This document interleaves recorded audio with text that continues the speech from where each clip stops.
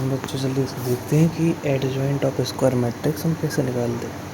ठीक है, सपोज करते हैं एक मैट्रिक्स हमारे पास कोई मैट्रिक्स मान लेते हैं, जैसे कि 2 3 2 5 2 6 7 8 2। ये मैट्रिक्स है 3x3। ठीक है, अब इसका हमें एडजॉइंट निकालना है, तो एडजॉइंट के लिए हमें पहले कोफैक्टर निकालना पड़ता है। I mean cofactor matrix, cofactor matrix निकालना पड़ेगा हमें। ठीक है, अब कोफैक्टर मैट्रिक्स हम कैसे निकालेंगे, तो कोफैक्टर मैट्रिक्स को बहुत अच्छे से बताता हूँ मैं कैसे निकालते हैं।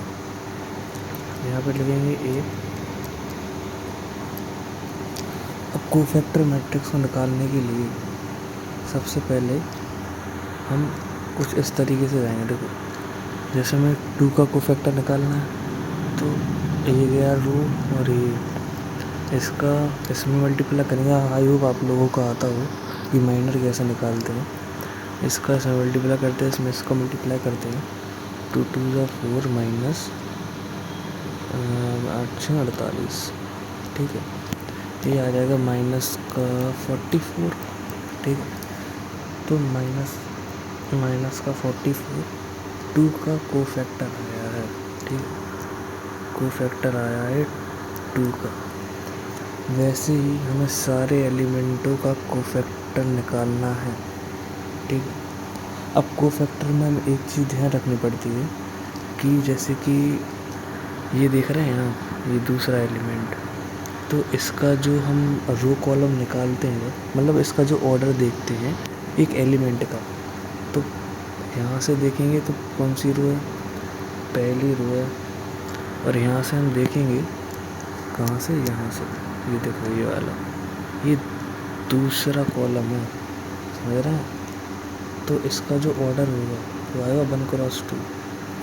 अब क्योंकि ये ऑड है, ये वाला जो है ये ऑड है, तो इस वजह से हमें यहाँ पे माइनस साइन लगाना पड़ेगा स्टार्टिंग में। और जब हम 3 का निकालेंगे, ठीक है, जब हम 3 का निकालेंगे माइनर कोफैक्टर में डिफरेंस इतना ही है कि माइनर में हम ऑर्डर के हिसाब से माइनस साइन नहीं लगाते हैं, हम डायरेक्ट लिखते जाते हैं। पर जब हम कोफैक्टर निकालते हैं तो उसमें हमें क्या बोलते हैं, इसके ऑर्डर की अगर ऑड है तो हमें माइनस साइन इंक्लूड करना पड़ता है स्टार्टिंग में, बस इतना सा ही डिफरेंस है। ठीक है, अब 3 का पहले, अब जैसे कि हमने माइनस साइन लगा दिया क्योंकि हम कोफैक्टर निकाल रहे हैं, तो फिर इसको इस तरीके से और इसको इस तरीके से काटेंगे, तो 5 दूनी 10 और 6 7 42। ये जो है माइनस का 32 आ रहा है। अब माइनस का 32 आया और माइनस पहले से है, तो ये प्लस का 32 हो जाएगा। इसी प्रकार हमें सारे निकालने पड़ते हैं। और जब सारे एलिमेंट आ जाएंगे, मान लो आप लोग निकालना ट्राई करना, मैं नहीं कर पाऊँगा अभी, तो मान लेते ये एक्स आया, ये वाई आया, ये बीटा आया, ये ए आया, ये बी आया, ये सी आया, ये डी आया, ये ऐसे एलिमेंट आ जाएंगे। तो अब इसका हमें ट्रांसपोज करना है। ट्रांसपोज का मतलब होता है कि जो रो होती है वो कॉलम में कन्वर्ट हो जाती है।